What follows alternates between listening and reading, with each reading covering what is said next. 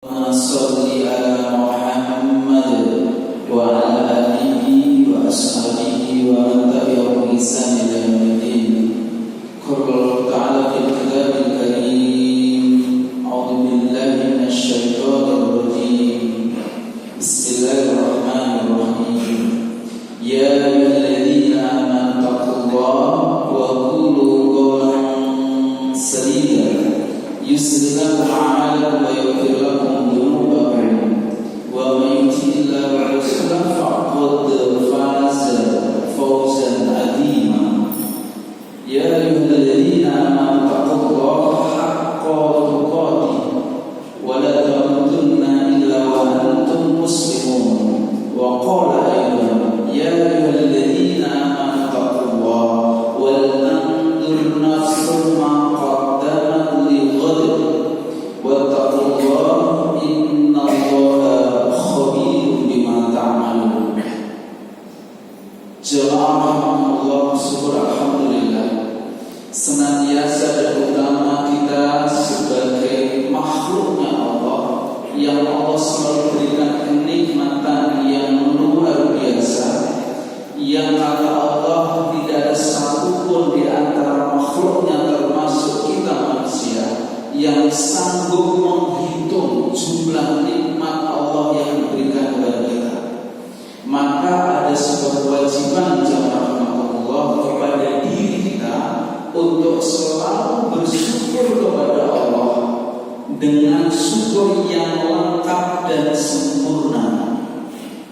Tidak hanya tasdiqu bil qalbi, yaitu kita yakini syukur itu di dalam hati kita bahwa semua nikmat pasti dari Allah Subhanahu wa taala. Tetapi juga rasa syukur itu kita naikkan pada level yang lebih tinggi, yaitu wa qaulun bil lisan. Syukur yang senantiasa kita ucapkan dengan lisan kita, sehingga ketika kita bangun tidur refleks seraya lisan kita mengucapkan kalimat apa Bapak Ibu? Doa bangun tidur, alhamdulillahilladzi ahyana ba'dana amatana wa ilaihin nusyur. Sering suka tanpa sering lupa. Nah, monggo hari ini kita review, kita ingatkan lagi. Salah satu bentuk syukur kita kepada Allah, kita mengucapkan, melafazkan doa segala puji bagi Allah. Alladzi ahyana ba'dama amatana. Allah lah satu-satunya Rabb, pemelihara jiwa kita yang bisa ahyana ba'dama amatana, yang menghidupkan kami semuanya setelah tadi malam kita dalam keadaan mata yang mati wa ilaihin nusyur, dan kepada Allah nanti pasti kita akan kembali. Jemaah Allah, pertanyaannya, apakah sudah cukup diucapkan? Apakah sudah cukup syukur itu kita yakini? Tetapi jawabannya ternyata belum. Ada syukur lagi yang pada level paling puncak dan tertinggi, yaitu wa amalu billah. Rasa syukur yang senantiasa kita wujudkan dalam bentuk peribadatan, ubudiyah kita, cara beribadah dan menyembah hanya kepada Allah. Dan alhamdulillah Bapak Ibu jamaah Masjid Gunung Sari Indah, pada pagi hari ini panjenenganlah yang dipilih oleh Allah. Panjenengan baru sadar ya, hari ini panjenengan dipilih oleh Allah untuk bangun tidur, membaca doa, mengambil air wudu, melangkahkan kakinya untuk memenuhi panggilan Allah. Subhanallah. Mudah-mudahan jamaah Allah, semua amalan-amalan ibadah kita diterima oleh Allah, dan insya Allah nanti kita juga dikumpulkan di surganya Allah Subhanahu wa ta'ala. Amin ya rabbal alamin. Salawat dan salam jamaah Allah senantiasa dan selalu dan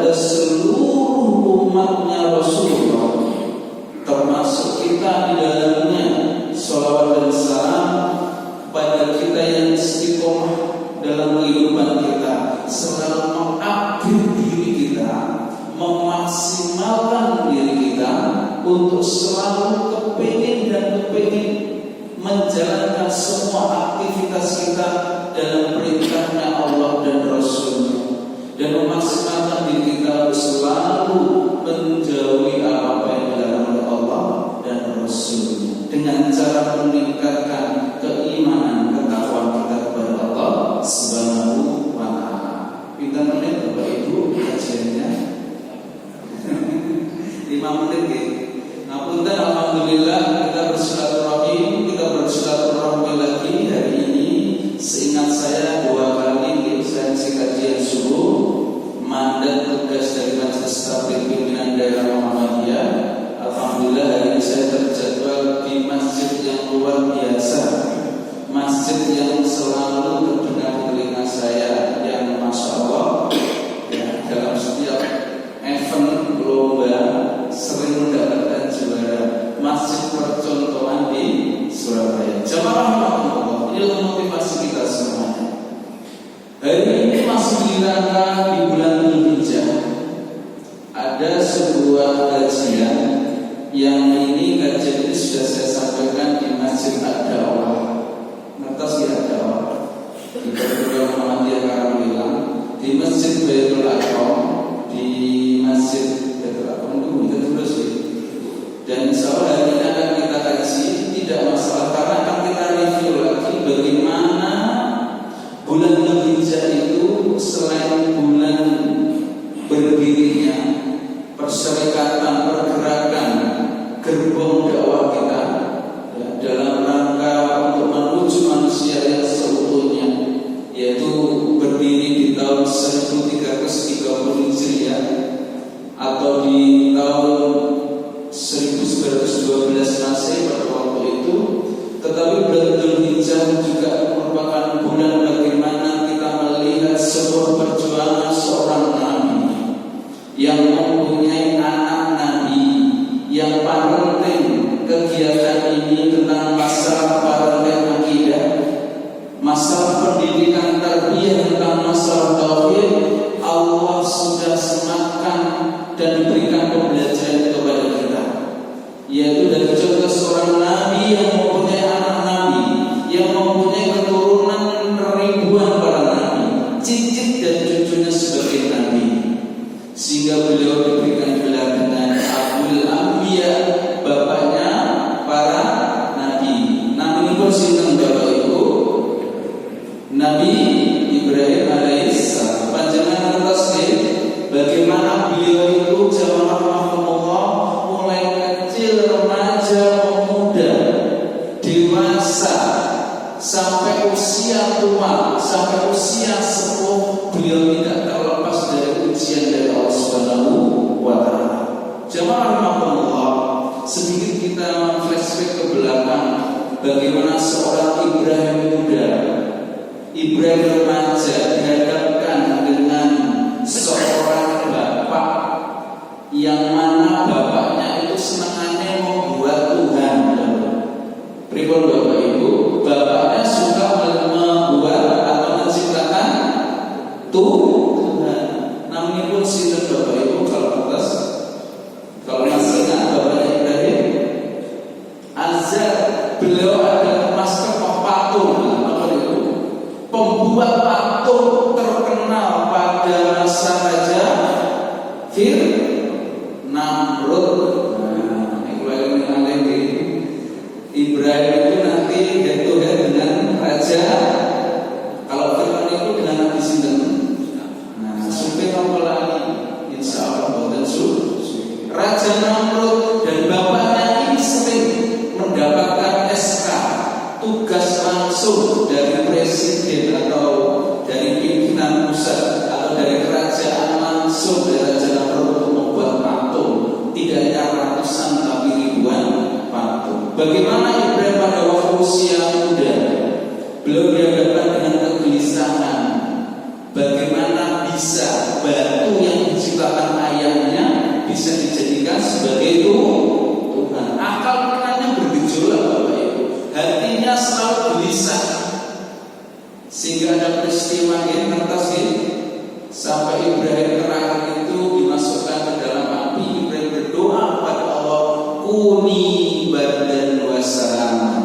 Di dalam ayat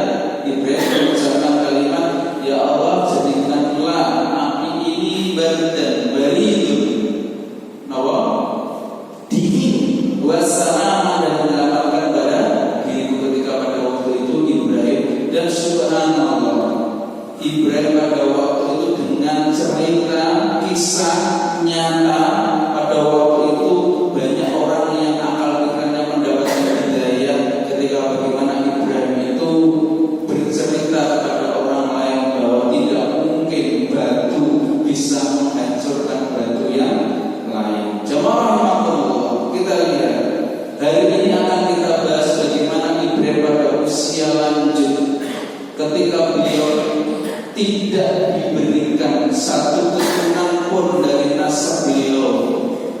Nabi Ibrahim sampai usia senja tidak diberikan keturunan, jemaah rahmatullah.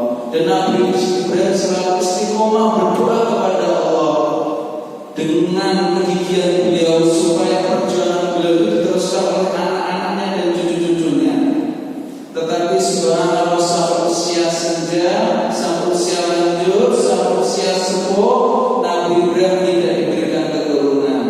Sehingga Nabi Ibrahim menikah lagi dengan istri yang kedua yang bernama Sarah atau Hajar. Bapak Ibu, ibunya Ismail itu Sarah atau Hajar? Hajar ya, istri pertama itu berarti namanya Sarah. Pada waktu itu jemaah rahmatullah, kita lihat bagaimana Allah memberikan suatu pembelajaran bagi kita tentang kesabaran, tentang parenting, tentang seorang ayah yang mempunyai visi misi yang sama kepada anaknya, terhadap anaknya, dan ditelurkan dan diambil hikmahnya belajar itu oleh anak pertama.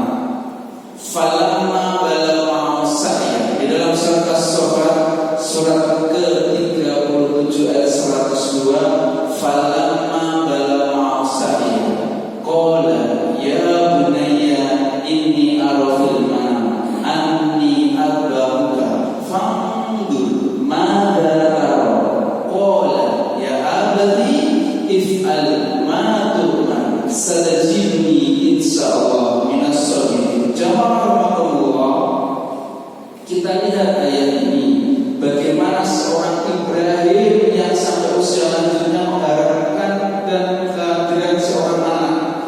Tetapi ketika anaknya sudah mendekati akil balik, Allah menguji Ibrahim dengan sebuah mimpi, yang mimpi itu akan disampaikan kepada anak satu-satunya yang dia harapkan, yang bernama Ismail pada waktu itu. Mufassirin menafsirkan usia Ismail pada waktu itu antara rentang 9 sampai 13 tahun. Berarti kalau sekarang usia 9 tahun itu anak sekolah kelas, kalau masuknya kelas 7 SD kelas 1 7 tahun, berarti kalau 9 tahun itu kelas 9 tahun, kelas 2 kelas 3 ya. Jadi anak usia SD kelas 3 atau umur 9 tahun diberikan cerita dengan mimpi seorang ayah yang menjadi nabi dan rasul. Kita yakini jamaah rahmatullah, mimpi seorang nabi, mimpi seorang rasul bisa menjadi wahyu yang harus disampaikan mimpi itu kepada keluarganya maupun umatnya.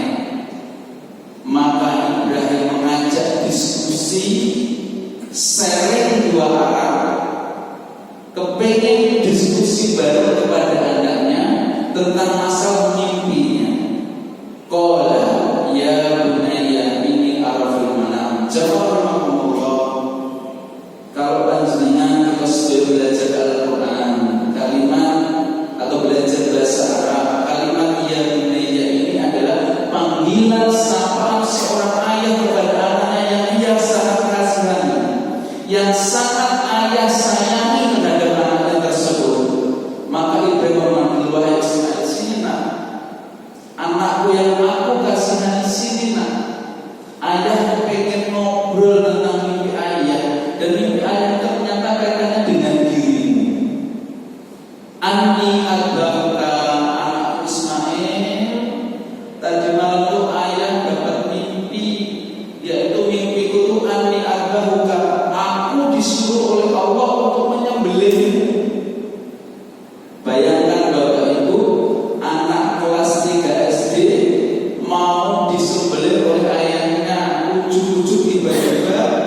dia ngomong kepada anaknya, nak mau tak sembelih. Mungkin di panjenengan pulang dari masjid ini ngobrol sama anaknya, nak tak sembelih bentar. Kita respon anak sembelih kok gitu Bapak Ibu. Wah luar biasa ini. Bu, Bapak pun kontrol sarapipun kados boten bener. Berarti keras. Saya mau disembelih oleh ayah. Mana responnya itu pasti tidak baik. Fandur madaro. Meskipun ini sebagai wahyu jamaah Allah, kita lihat ada sebuah kata kalimat dari seorang ayah tentang isi dari mimpinya. Meskipun ini perintah syariat langsung dari Allah dan harus disampaikan dan dilaksanakan oleh Ibrahim, dan kaitannya dengan resiko kematian anaknya, tetapi seorang ayah ketika berdiskusi kita lihat tidak egois.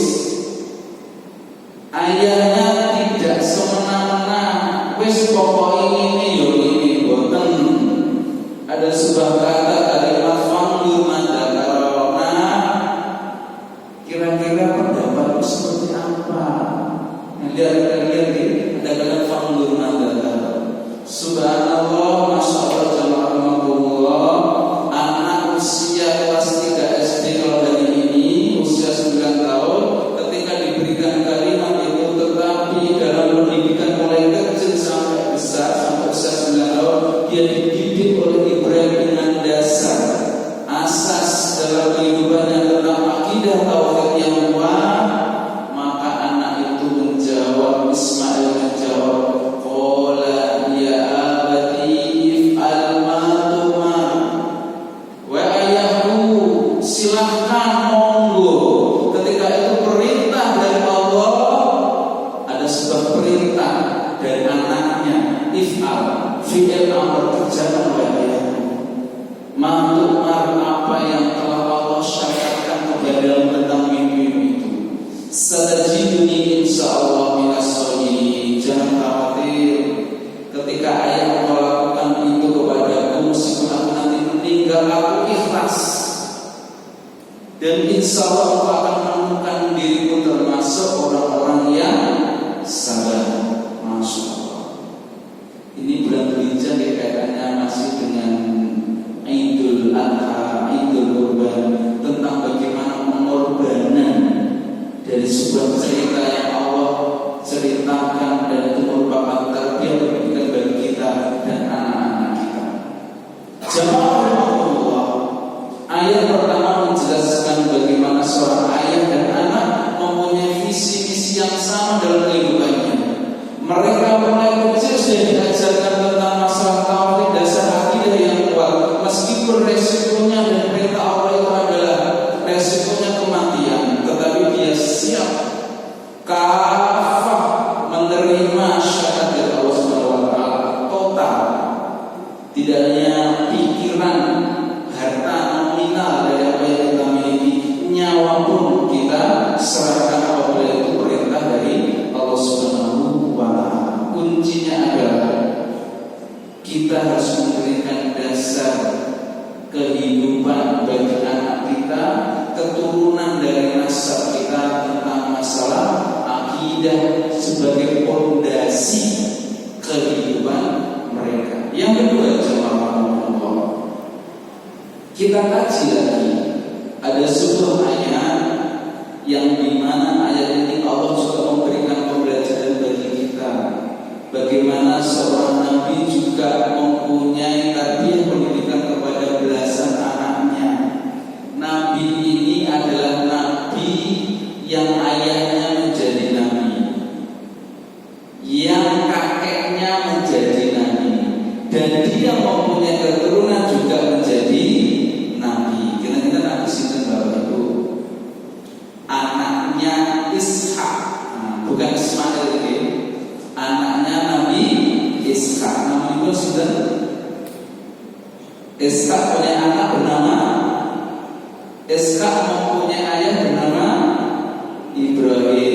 Ibrahim mempunyai anak bernama Ishak dan Ismail. Dari Ismail ini, jamaah Allah, dari nasabnya sampai turun ke bawah, tidak ada satu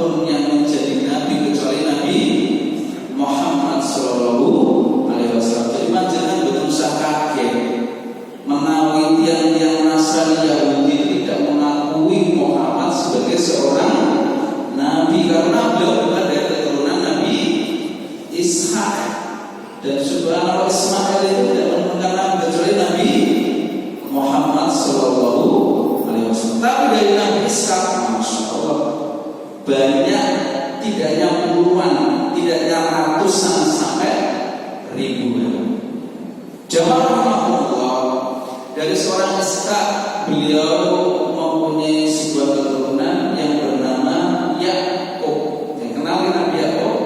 Yakub mempunyai anak yang bernama Supir nomor lagi Yusuf. Yusuf punya berapa saudara Bapak Ibu? Belasan ceritanya tahu bagaimana beliau sejak kecil ada namanya cemburu sosial saudara-saudara kakak-kakaknya tentang bagaimana Yakub itu ya sama sih kasih sayangnya, tetapi kakak-kakaknya lebih mengingat dan merasa bahwa Yusuf lebih dispesialkan oleh ayahnya yang namanya Yakub. Jemaah Allah kita ada dalam surat Al-Baqarah surat kedua ayat 133. Bagaimana kita lihat seorang Yakub bin Ishak bin Ibrahim yang mempunyai anak yang bernama Yusuf dan belasan yang lainnya. Dia mempunyai parenting tentang masalah akidah sama yang diajarkan oleh kakeknya kepada pamannya, kepada pakdenya yang bernama Ismail. Am kuntum syuhada idh hadara Yaqub al-maut idh qala li bani ma ta'buduna min ba'di qalu na'budu ilahaka wa ilaha abaika Ibrahim wa Ismaila wa Ishaqa ilahan wahidan wa nahnu lahu muslimun. Jemaah Allah, kita perhatikan ayat ini. Bagaimana Yakub juga mempunyai pembelajaran yang sama seperti Ibrahim kepada anaknya Ismail. Wahai orang-orang yang beriman, kata Allah, apakah kalian menyaksikan ketika pada waktu itu Yakub menjelang ajalnya? Bapak Ibu, bedanya kita dengan Nabi itu nopo? Bedanya kita dengan Rasul itu nopo tentang masalah ajal, tentang masalah sakaratul maut. Nabi dan Rasul itu kalau mau meninggal itu selalu dikasih kabar. Termasuk Nabi kita Muhammad ditanya, wahai Muhammad, kira-kira setiap hari yang ambil ruhmu dari jasadmu, apakah kamu minta dikasih tambahan jeda 1 hari, 1 minggu, 1 bulan, atau berapa tahun? Gitu kan? Jemaah Allah, termasuk Nabi Yakub menjelang ajalnya beliau mengerti bahwa umurku tidak akan lama lagi.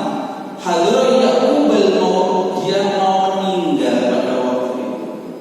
Ada sebuah kata, ada sebuah kalimat jemaah Allah yang merupakan kalimat ini subhanallah, yang mungkin hari ini tidak pernah kita dengar dari mbah kita disampaikan kepada orang tua kita, bapak ibu kita, dan mungkin dulu tidak pernah disampaikan oleh orang tua kita kepada kita. Tetapi kalimat ini akan kita sampaikan kepada anak-anak kita tentang masalah kekhawatiran akidah, tentang masalah kekhawatiran tentang agama anak-anaknya. Ngapunten Bapak Ibu, anak panjenengan, anak kita sedaya hari ini mungkin tidak bersama kita Saya lihat di hadapan saya para senior kemana ini anak-anaknya? Jujur pun panjenengan pundi Bapak Ibu. Ini hari Ahad Ustaz, masih ya di luar kota. Betul apa? Tapi bensin akan diajak ke mriki yang kajian balik. Jamaah Allah, inilah yang dikhawatirkan Yakub, yang insya Allah hari ini kita khawatirkan kepada anak kita dan cucu-cucu kita. Bagaimana kalimat yang ditanyakan dan warisan wasiat yang ditanyakan oleh Yakub kepada anaknya tentang masalah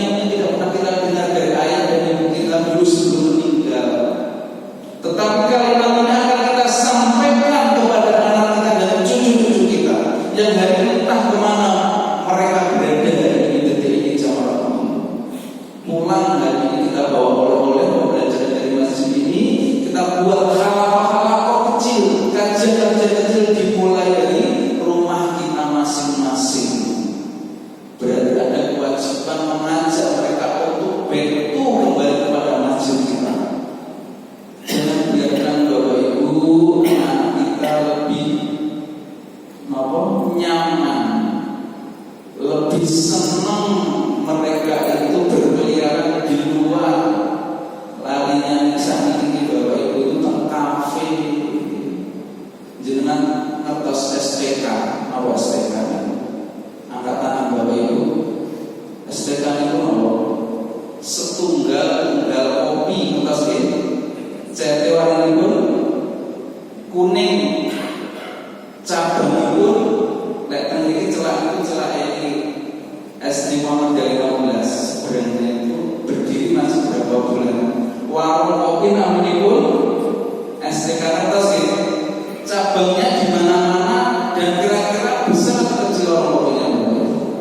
Masya Allah 24 jam. Omsetnya satu hari 4 juta jemaah. Dan saya pernah mogok baik itu kok ngantuk ngopi di daerah Bubutan. Saya tanya kepada bagian ini apa sing barista sing campur, Mas ini apa sampai di kota? Iya Pak, sing duwe sapa yang Surabaya. Masalah malah STK itu melebihi, namun offsetnya itu melebihi mungkin dari apa yang kita kerjakan hari ini. Dan mereka lah anak-anak kita usia remaja, usia muda semuanya membuat halaqah jamaah kopi iya, jamaah HPI iya, jamaah apa namanya game online iya, Masya Allah. Dengan kita boleh ngopi atau jarang kopi. STK itu cabangnya di mana-mana dan selalu besar, berani kontrak puluhan sampai ratusan juta untuk kontrakkan, tapi konsepnya luar biasa. Sehari bisa puluhan juta. Jemaah rahmatullah, kembali kepada ayat ini tentang kekhawatiran kita kepada anak kita. Bagaimana Yakub juga mengkhawatirkan ini, tetapi anaknya subhanallah ketika ditanya, wahai anakku apa yang kamu sembah, ketika ayat nanti meninggal, subhanallah, jemaah yang mulai kecil mereka dididik tentang akidah yang kuat. Qalu na'budu ilahaka wa ilaha abarika. Ayah, ketika engkau meninggal jangan khawatir. Kami yang mulai kecil sudah kamu didik tentang akidah yang kuat. Kakak-kakak yang dulu pernah berbuat yang tidak baik, tetap sekarang kembali kepada kebaikan. Na'budu ilahaka wa ilaha abarika. Jangan khawatir ayahku, kami akan menyembah. Jawaban yang kompak mereka menjawab, kami akan menyembah Tuhanmu, menyembah Tuhan ayahmu Ibrahim wa Ismail wa Ishaq.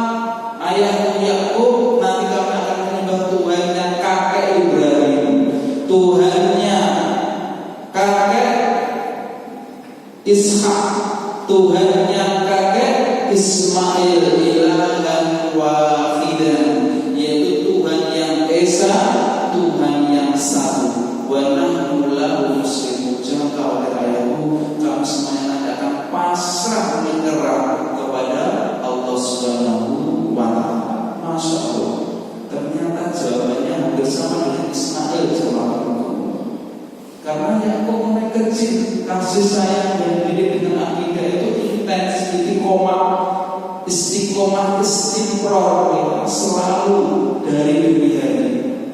Mereka diajarkan tentang masalah asas dalam kehidupan tentang tauhid, akidah yang kuat. Satu lagi jemaah Allah sebelum kita akhiri, ada sebuah ayat bagaimana Allah sudah menjelaskan kepada kita dari contoh orang yang biasa, bukan seorang raja yang mempunyai kekuasaan, yang mempunyai tambang nikel, yang tidak mempunyai seorang ini kekayaan yang saudagar yang punya kekayaan yang kaya raya, tetapi dia mempunyai suatu hikmah pembelajaran yang Allah sematkan pada beliau bulan Al-Hakim, dan namanya juga disematkan dalam sebuah surat, di surat ke-31. Surat ke-30 Bapak Ibu, kuis Surat Luqman.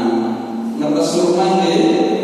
Seorang ayah yang Allah jadikan bapak pendidikan dunia, bapak